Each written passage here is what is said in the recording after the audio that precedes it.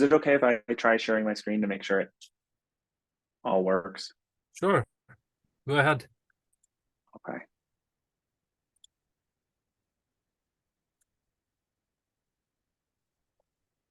Um, okay, how's that look? Yeah, looks fine. Fine to me, at least. All right, thanks, y'all. Sandra, I was wondering whether you'll be recording this video. Otherwise, I'll be recording this. This has already been recording, so you're good to go. I mean, should I record this? I didn't get you. It's already been recording, so you're good to go. Okay, great. Yeah, I'm going to wait for like a few minutes because it's like 11:26.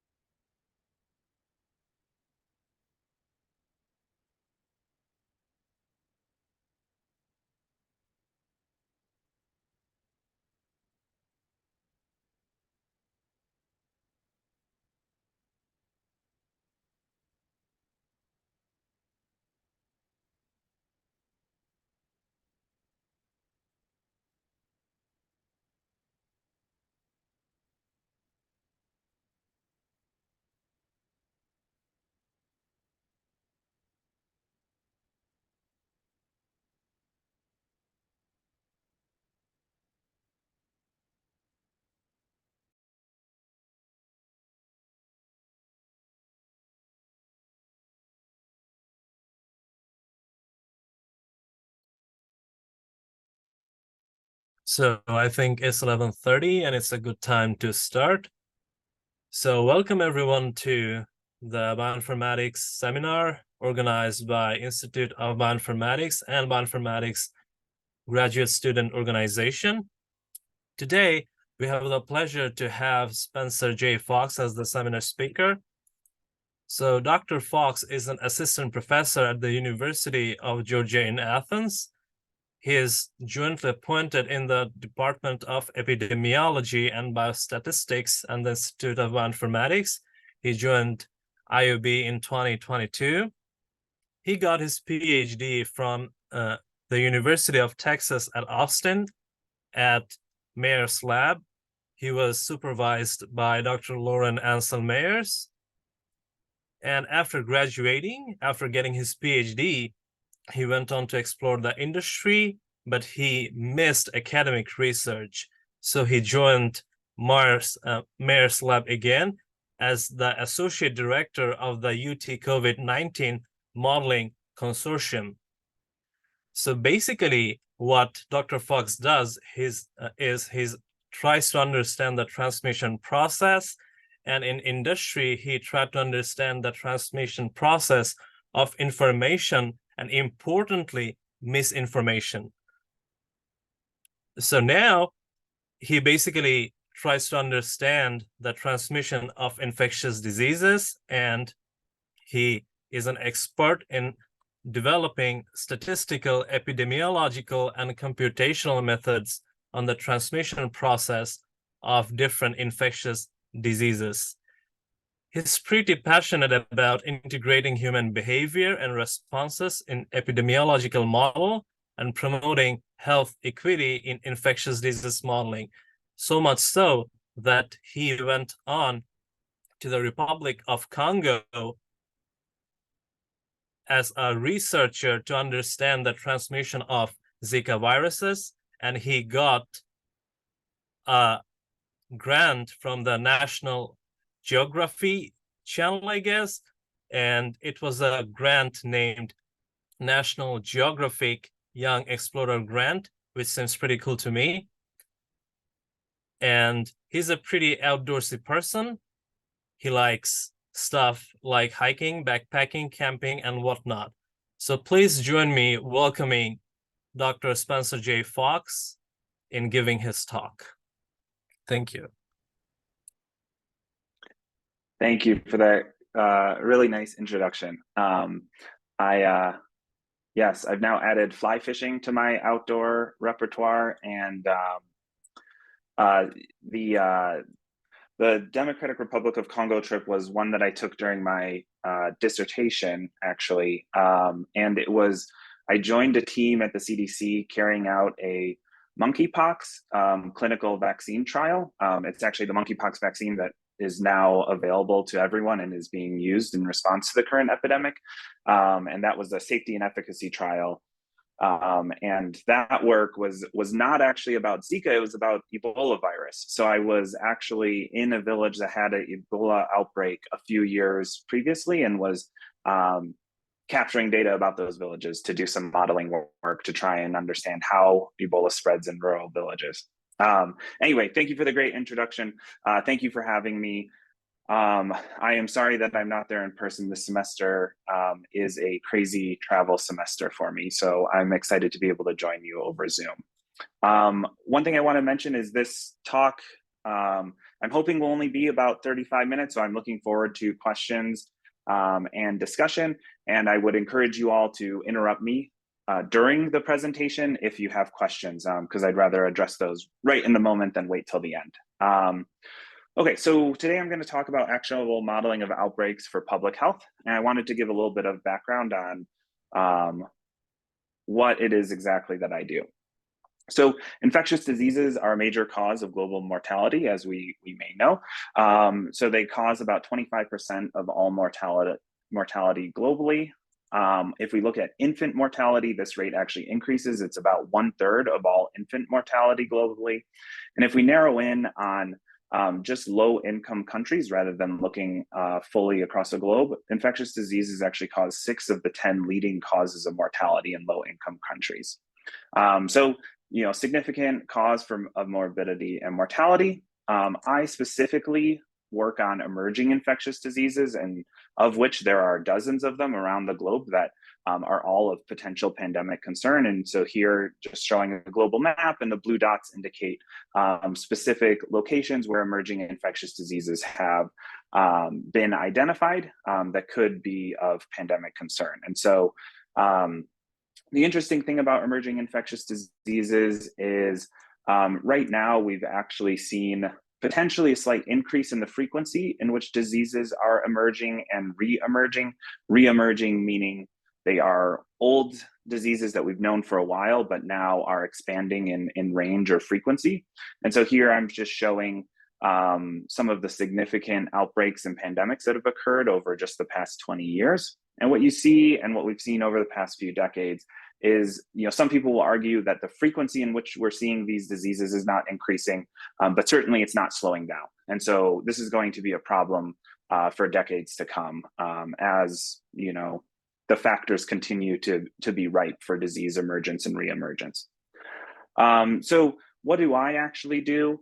So my interest really is in trying to understand emerging infectious disease emergence and transmission. And so I think about how behavior, the environment, the biology of the disease, and the epidemiology of transmission all integrate with one another to give rise to an epidemic. And so I'm just showing like kind of an epidemic curve. And typically what I do is I actually use data from epidemics to learn about these factors in kind of a statistical inference framework, and then use that understanding that I've gained from that process to actually then try and improve public health responses to these diseases. And so that's kind of what I mean by actionable modeling, is I am doing infectious disease modeling not just to model the disease and learn about it, but actually to improve public health responses. As was mentioned, I was for a few years the associate director of the UT COVID-19 Modeling Consortium, and was basically co-leading this group. Here it is. There were dozens of researchers and scientists all working on the COVID-19 response and trying to help provide decision makers with data and models to help inform their decisions. So all of the work I'm going to be talking about is work, or I'd say 95% of the work I'm talking about is work I did with this modeling consortium. So I certainly cannot claim full credit for it. It was really this collaborative effort. And today I'm going to talk about two different projects primarily. So one looking at infectious disease forecasting, and one looking at a more granular scale in the city of Austin, thinking about geographic disparities of infectious disease burden. So thinking about outbreak forecasting first, I thought it would be good to start with what is outbreak forecasting. And so this is a method or process that is focused on predicting short term, so on the order of 1 to 4, maybe 8 weeks at the longest, epidemiological outcomes for a specific disease. And so here I'm showing a figure of COVID-19 hospital admissions. The dots indicate the data that we have, and then the line would indicate what our best guess for what the trend will be over the next few weeks. But we always include some sort of prediction interval on that, because there's so much uncertainty looking into the future that we really can't be super confident in any single trajectory. And so, in this case, what we're predicting is a slight increase in COVID hospital admissions over the next few weeks. Outbreak forecasting, I wanted to start by just saying it's quite difficult. Forecasting as a task is already difficult, but I think outbreak forecasting has some specific aspects that make it a little bit more difficult than some other forecasting tasks. And so the outbreak forecasting is often compared to weather forecasting. And so here, maybe it's a little too close to home after this past week in Georgia and Florida, but I'm showing forecasts for a hurricane trajectory where it shows kind of the uncertainty bands. And in a lot of ways, this hurricane forecast exercise is similar to what we would do for infectious disease forecasts in predicting a pandemic surge or an epidemic surge. And so these forecasts for hurricanes are extremely useful. People can use them to prepare, leave areas that have evacuation notices, or just protect their property, things like that. But importantly, nothing that individuals do in anticipation for a hurricane will actually impact, the strength of the hurricane or the direction it goes. And this is one of the key differences that makes outbreak forecasting in a lot of ways more difficult than weather forecasting. And so we can think about it, outbreak forecasting, maybe we have some epidemiological indicator we're trying to forecast here. We make a forecast that there's going to be a large surge, but a lot can happen in between the time we make this forecast and the resulting data that can change that. So on the one hand, as we saw during COVID, people can choose to stay at home and maybe just not interact with each other as much. And so there can be these behavioral changes that dramatically change the course of the epidemic over the next few weeks. There can be policies that are implemented that also can kind of change people's behavior to either reduce or increase transmission over the next few weeks. And then, of course, as we've seen most recently with COVID, is this virus can evolve, and that evolution process can be fairly unpredictable and lead to dramatic changes in transmission over a short time period. And importantly, all of these things we have models for and we can use, but one of our limitations is we have very few data sensors to actually track all of these aspects in real time. And so that makes it particularly difficult for forecast purposes. So I like to not compare outbreak forecasting to weather forecasting. I like to compare it instead to things that incorporate behavior and have a little bit more stochasticity in them. Things like stock forecasting, or trying to actually predict winners of elections and things like that. Okay, so I mentioned hurricane forecasts are important so people can prepare. I also want to be clear that outbreak forecasts are really important during an epidemic, or at least they can be if used properly.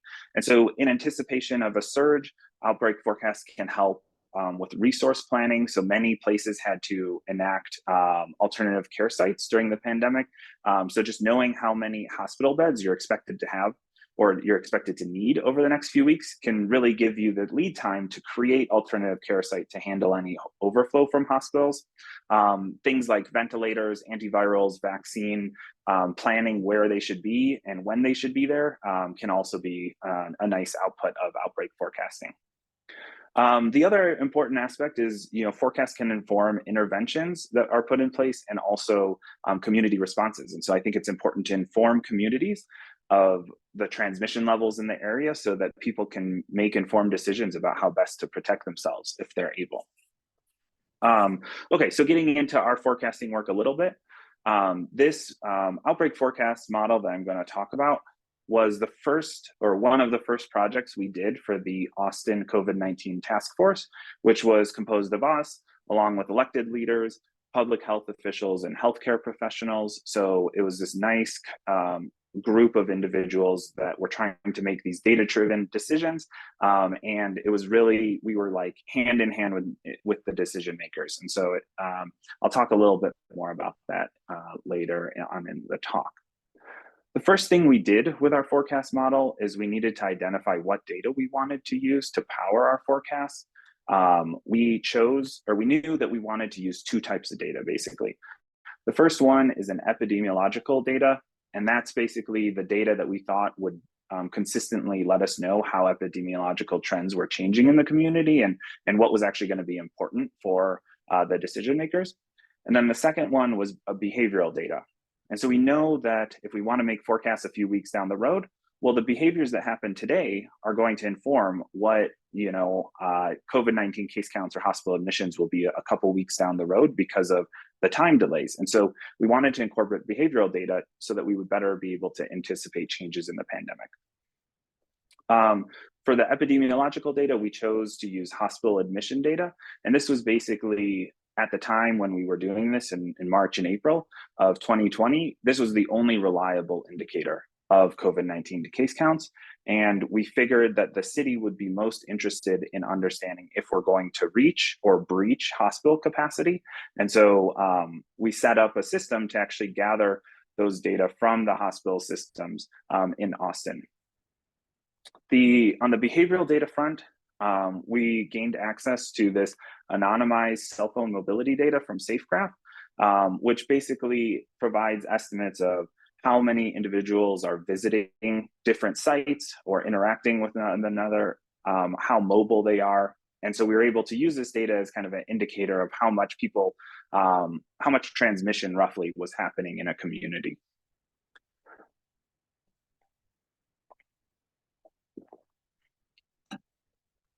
So I'm not going to go too much in detail into our methodology for the forecast model, but I'd be happy to answer any questions about it if people wanted to get into specifics in kind of the question period or even afterwards by email. But I wanted to show that we use this traditional SEIR framework that many groups use. So many of you may be familiar with this rough framework, but basically the top part of this is trying to classify these the population into these epidemiological groups, if you're susceptible, exposed, infectious, or recovered. And the main reason I wanted to include this slide is to show that, you know, these classes that we group people in are really unobserved. We never really know who's in these groups, but we can learn about them from what we do observe. And so we observe hospital admissions here and the mobility data. And basically these green arrows are indicating how we connect the data I just talked about to the underlying model framework to learn about the epidemiological process as a whole. Okay, so looking at the what goes into a forecast. So in this case, after we had kind of designed our hospital admission plan, we learned that ICU capacity was going to be the one that was actually most at risk of being breached during the pandemic. So I'm going to show you all of these slides for ICU. They'll look very similar for hospitalizations, but this was just the metric that was actually most important for Austin Public Health. So each of these dots indicates the daily ICU patient rate in the city of Austin in 2020.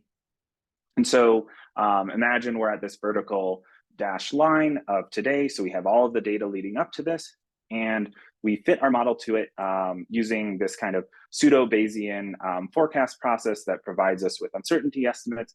And then using those fitted parameter estimates, we project that forward. And so, as I mentioned, this line is kind of our best guess of what's going to happen over the next few weeks. And the ribbon is the 95% prediction interval that incorporates that uncertainty.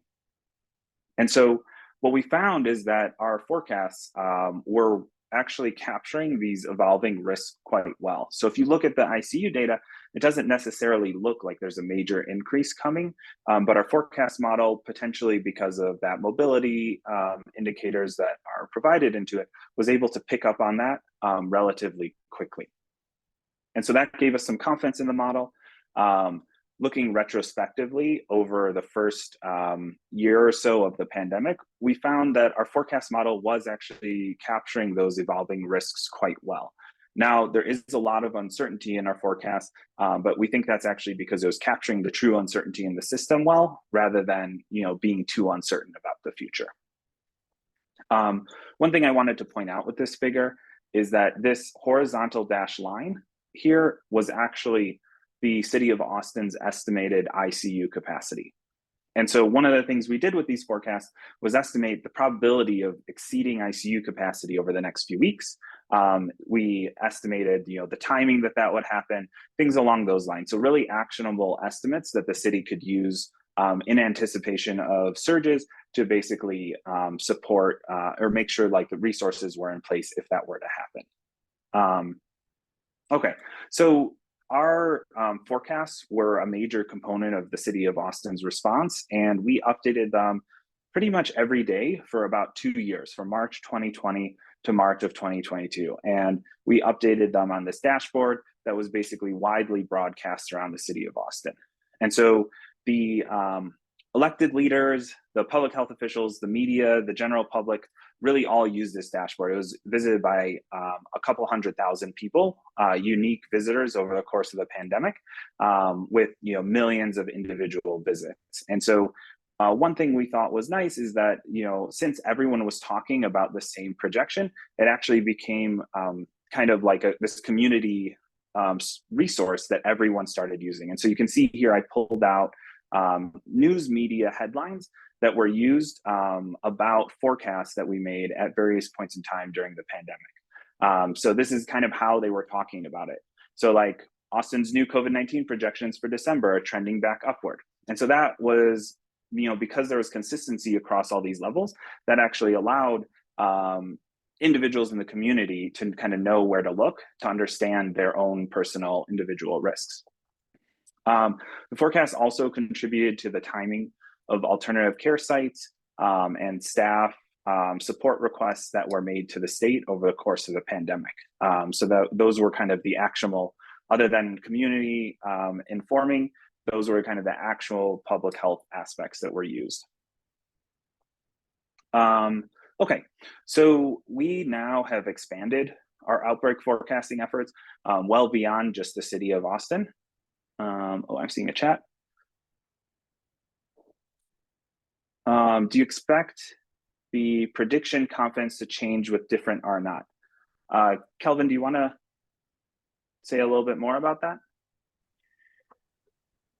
So I was wondering if as R naught increases, your confidence in your ability, the model's confidence range would broaden, basically, because obviously you've got faster spread and there'd be more opportunity for you to miss a prediction. Yeah, that's a great question. I think it's a bit unintuitive, actually, but what we found is our predictions were actually much more uncertain when we were close to an R effective, not an R naught, but like an R effective, which is like the measured reproduction number in a specific day of 1. And so for those of you who aren't familiar with R naught, it's the basic reproduction number. It basically is the average number of infections that an individual who's infected with a disease will cause. And so if that number is 1, then you're basically at this kind of constant rate. If it's above 1, you have exponential growth. If it's below 1, you have exponential decline. And so as we approach 1, our uncertainty bands would have some scenarios below and some above. And so some of our projections would show exponential growth and some of them would show exponential decline. And so we were most uncertain when we were in those time periods. That's a great question, though. Thank you. Okay, so we now have expanded outside of the city of Austin, and what our group is now doing is basically expanding forecasts to every state in the US and some of the territories. We do this for COVID-19 as part of the COVID-19 Forecast Hub here on the left. We do this for the Flu Site Network, which is for influenza forecasts. We just learned this week that we're going to be starting to do this internationally in various countries around the world.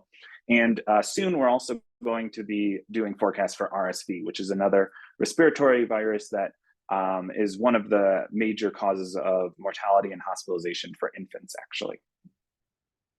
And here I'm just showing, these are ensemble forecasts. So we're not the only group doing these forecasts, and they basically aggregate all these individual component forecasts into an ensemble, which is typically our best guess of what's going to happen over the next few weeks.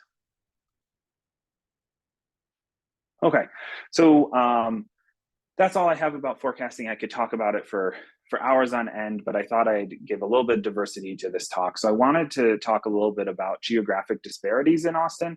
And basically what we found after a few months of these forecast efforts is our forecasts were not capturing important heterogeneities that we were seeing in the population in Austin. And so this is a plot of the number of hospitalizations for every zip code in the city of Austin, and it's standardized by population. And so what you see is that basically east of the I-35 corridor is what it's called. You see much higher hospitalization rates compared to west of that corridor. And this I-30, the kind of East Austin versus West Austin, you can kind of look. So East Austin is the kind of historically more vulnerable community. The historically marginalized communities live in East Austin. And so this was really concerning for Austin Public Health and the city of Austin to see these trends, basically. And I'm showing you maps of minority population percentages by zip code, and you can see that looks very similar to actually the hospitalization rate map. And then actually, if you take the mirror image of the hospitalization map, that's what it looks like for the per capita income. So the wealthier areas have fewer hospitalizations. So the city of Austin wanted us to dig into these disparities and actually understand how, these are kind of reported hospitalizations. And so they wanted us to actually understand how these disparities compare to what can be thought of as like the true number of infections that we think happen in these specific areas. Yeah, so So we set out to do that, to estimate cumulative infections, and we also wanted to estimate the reporting rates for the specific regions. And so our goal was, really the total COVID-19 infections for each zip code and for different age groups. And what we had was the reported cases in those zip codes and age groups and the reported hospitalizations. And so we constructed a really simple statistical model. It's actually a little bit more complex than what I'm going to show you here, but this gives you the broad idea of how it works, where basically we know that some fraction of infections of infected individuals will be hospitalized, and some fraction of infected individuals will be reported. It's very unlikely to report every infection. And so this gives us a reporting rate here, row, and an infection hospitalization rate, meal. And so under this framework, we can think of a really simple statistical model that's just saying hospitalizations are assumed to be some binomial distribution around the infections and the infection hospitalization rate, and likewise for cases with infections and the reporting rate. So I'm happy to answer any questions about that in the question period, but that's kind of the basic statistical framework we use for this estimation process. And so what we estimated, I guess I should be clear about, is the total number of infections for these zip codes, and then also the reporting rate row. Okay, so unfortunately what we found is if we look at the hospitalizations, we see these dramatic disparities between East and West Austin. But actually, when we looked at the cumulative estimated infections between East and West Austin, they were more disparately distributed across the region. And so the way you can kind of really see this is that East Austin is darker purple than kind of East Austin for hospitalizations, and West Austin is a little bit lighter. So kind of the disparities actually increase. And, so much so that some areas of West Austin experience about only 10% infection rates in the first year and a half of the pandemic, and others experienced almost 60% infection rates. So really dramatic differences between the regions. We wanted to look at this a bit more systematically. And so what we did is we actually compared cumulative infection rates as a function of the social vulnerability index. So the social vulnerability index captures, those two factors I showed you before, like the minority population rates, per capita income. And it was developed by the CDC to actually estimate a region's resilience to a natural disaster. So this includes things like hurricanes, I don't know, maybe like nuclear fallouts or something. Think of any natural disaster, earthquake, pandemic. And so it's been really validated in a lot of different fields as an important predictor for resilience to these types of events. And so if we look at cumulative infections as a function of SVI, we see a really dramatic relationship. So each of these points and error bars are the estimated infections for a specific zip code. And the blue line and ribbon are a Poisson regression, basically, of these points as a function of the SVI. And so what we found using the fitted model is that the most vulnerable zip codes experience about 2.5 times the infection risk compared to the least vulnerable ones over the first year and a half of the pandemic. We can do the exact same thing looking at the reporting rates. And so here, that's what I'm showing you here, except for reporting rates, we see the opposite trend, where actually more vulnerable areas have lower reporting rates, which means that fewer of those infections are being reported. And so the estimate we got is that the more vulnerable regions, infections in the more vulnerable regions, where only about 70% is likely to be reported compared to the least vulnerable regions. Are the transitions from infected to hospitalization and case report mutually exclusive?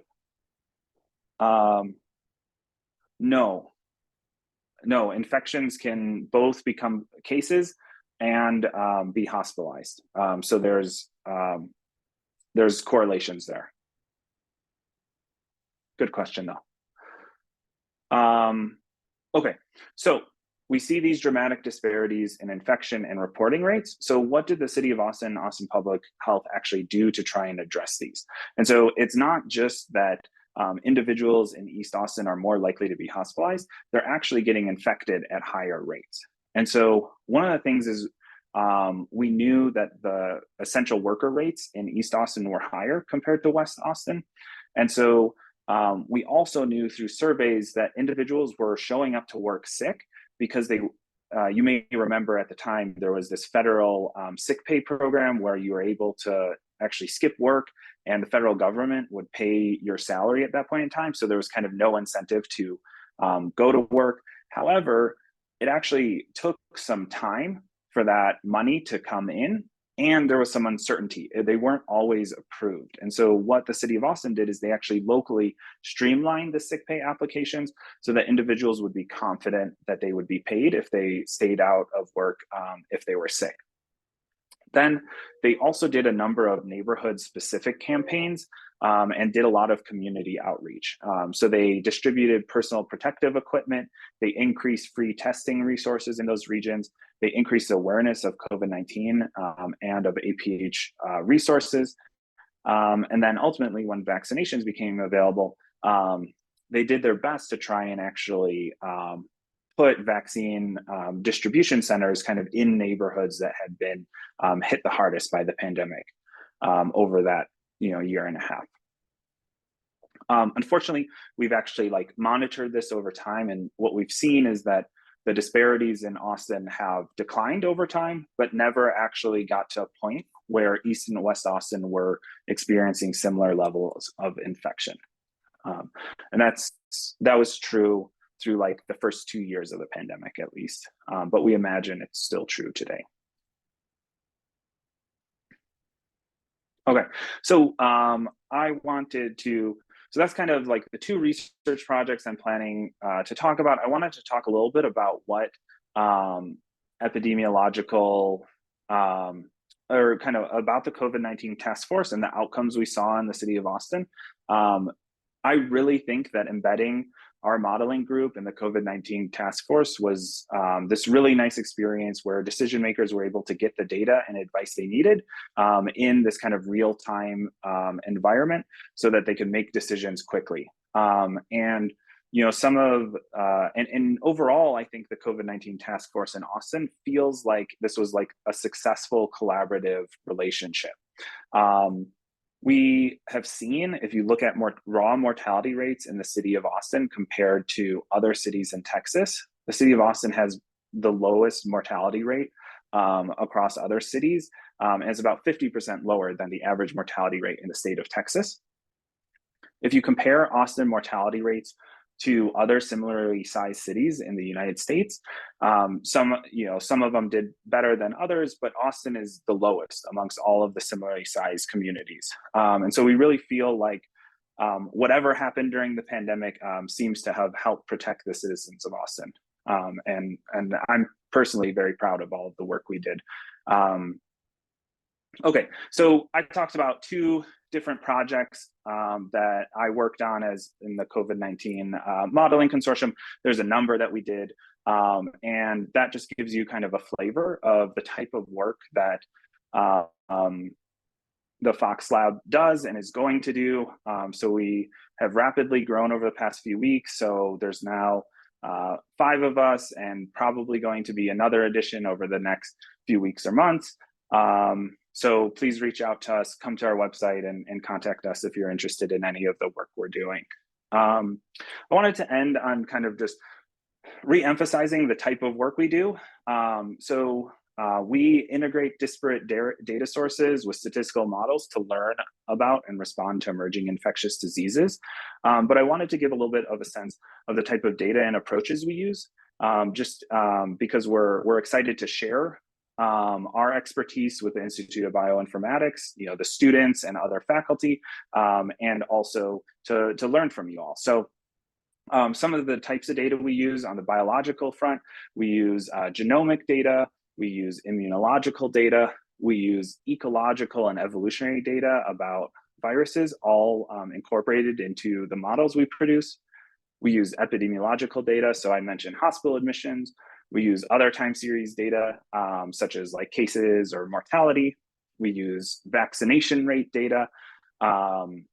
we use behavioral data, so the mobility data I mentioned. We have used government policies as an indicator for how behavior has changed, mask wearing estimates from surveys, and most recently, we've been starting to use social media data to try and learn about how people's behaviors are changing in response to pandemics and how that impacts pandemic dynamics. Finally, we use environmental data in much of our modeling work because the climate really does impact infectious disease transmission. And so we use NOAA data and world climate data. The approaches we use are primarily mathematical modeling, statistical modeling, and data science. We've done a broad range of projects, and I would be excited to kind of share any of that expertise with students or faculty who are interested in using these types of data towards, trying to understand infectious disease outbreaks. And I bolded AI, machine learning, deep learning, because this is an area that we're trying to grow and learn in, and I'm really excited to learn from the Institute of Bioinformatics, all of this expertise as well, and kind of then eventually share that expertise when we feel like we know enough about it to do so. So finally, I want to thank all of our funders and my collaborators from these projects, and I'd love to take any questions you have.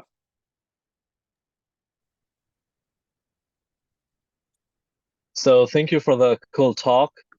And I think I see a couple of hands raised. So firstly, if you have any questions, please unmute yourself if you feel comfortable. If you don't, then please put your questions in the chat. I'll read those for you. So first, I'll give, I think I have seen Anna Summers hands up. So could you please unmute yourself and and present what your question was? Yeah, great. The question is in the chat actually, and I'm wondering how well did the wastewater data track your other endpoint measures? Yeah, so that's a great question. So wastewater data, we looked at it for the city of Austin. There were there was actually like a wastewater plant in kind of East Austin and a wastewater plant in West Austin. And so comparing those two data, we see similar trends of like the disparities between the two kind of sides of Austin. But overall, I think our experience with wastewater data was that it is like a very promising technology and will be extremely useful for tracking pandemics. But at the time we were using it in Austin, we found that the hospital admission data was more reliable for like epidemiological transmission that was happening.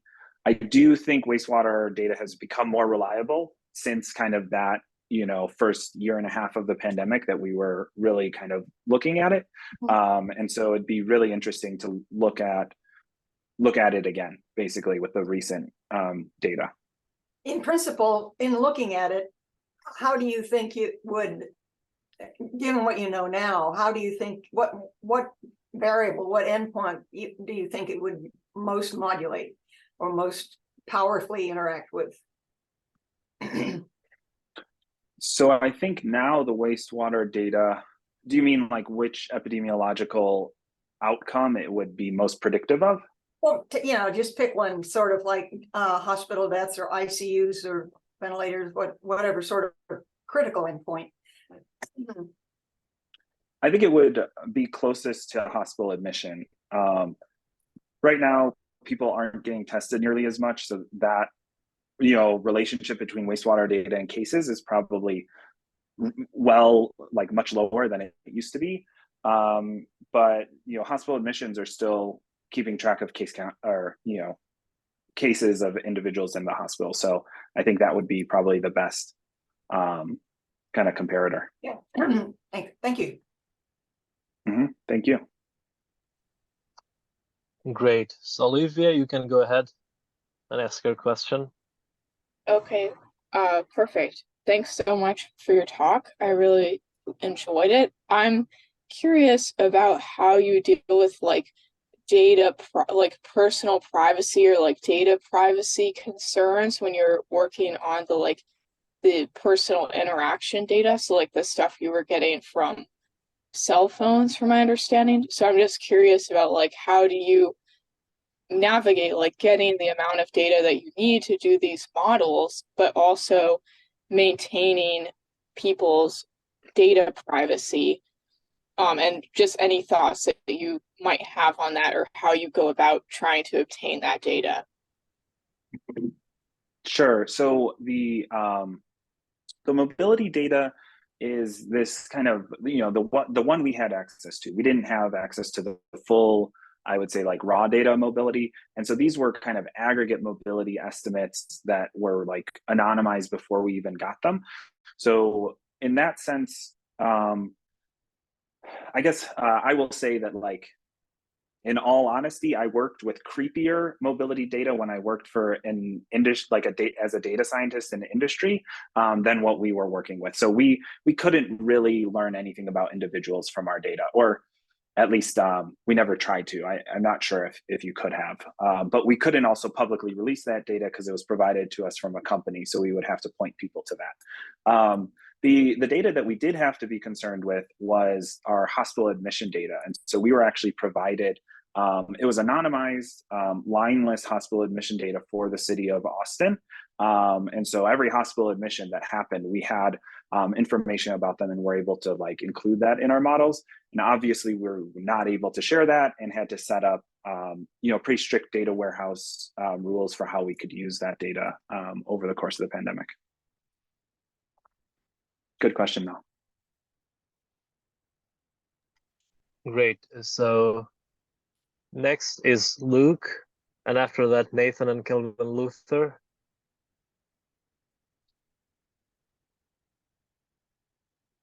Luke, could you please unmute yourself and ask the question?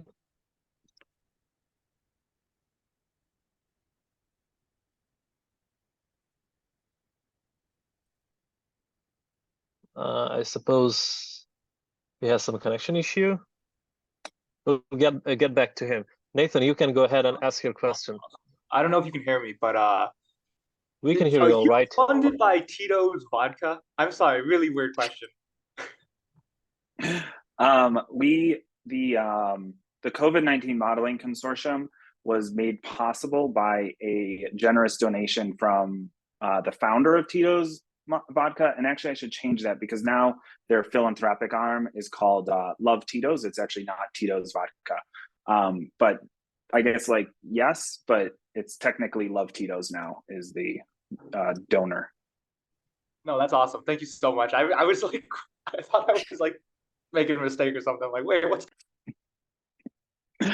Yeah, in grad school I used to like say that I should be like sponsored by some like coffee brands and things for like how much coffee I was drinking, and this was kind of some level, like the closest I feel like I'll ever get to that. Great. Yes. So Kelvin, Kelvin, you can ask your question, and we have some questions in the chat as well, but they were posted later, so I'm gonna give the floor like afterward, after Kevin asks his question. So you mentioned the fact that there's lower testing rates now. I'm wondering if you can go back to the data that you have with your model and basically randomly delete certain amounts of previous testing and see how your model responds, and see if you can change weights based on the quality and amount of data you have in each category, so that your model can account for how good your data is in any category going forward. Because obviously during the pandemic you had lots of data, and in an emerging pandemic you're going to have a lot less at the start and then more later on. Sure. So one of your questions was, could we do like a counterfactual scenario during the pandemic to see how our projections would have changed if the case counts were lower? I think, is that right? I was referring to the quality of the data. So let's say you had half as much testing during the pandemic as you actually had. How does that change the prediction ability of your model? And can you compensate by weighting other components and get back to the prediction that you did get? So you should be able to go back and counterfactually test your model and see how it can respond based on the quality and amount of different categories of data, so that in the future it would be able to respond to a future event better based on what the data actually is, based on what you'd like it to be? Yeah, I think so. There's a couple answers to that question. So the first one is we were using hospital admission data, and those data were very consistent over the course of the pandemic in terms of not fluctuating by testing rates, because every entry to the hospital was actually getting tested for COVID-19. I think there was 2 points in the time during the pandemic that were interesting. So the first was like very early on in the pandemic, when even hospitalized patients were struggling to get tested for COVID-19. There was this ramp up phase of testing.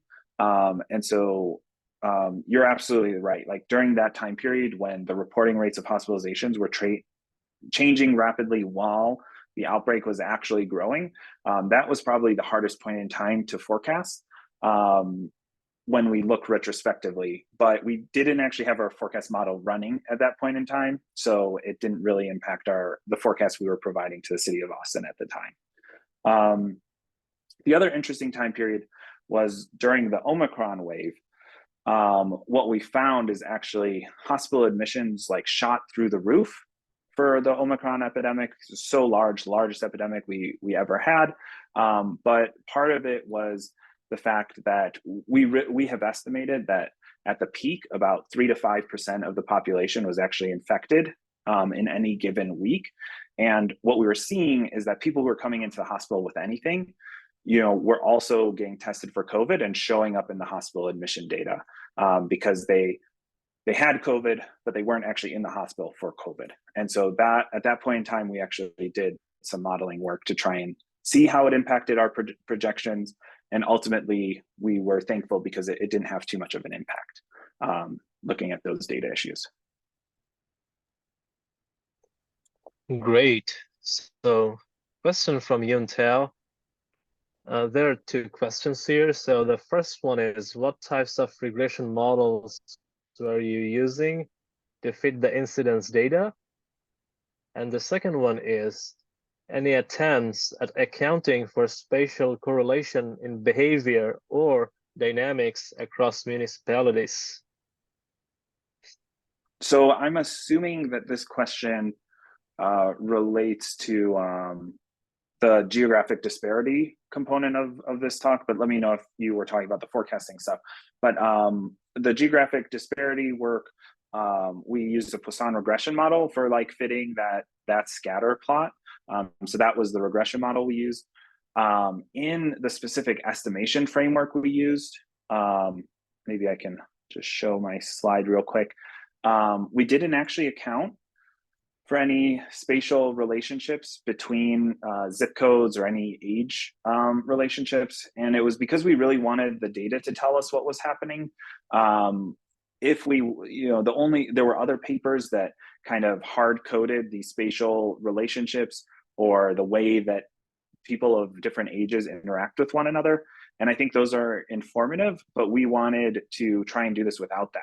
And ultimately what we found was that the things we were finding when we just treat things independently mimicked exactly what everyone else was finding when they kind of imposed those correlation structures. So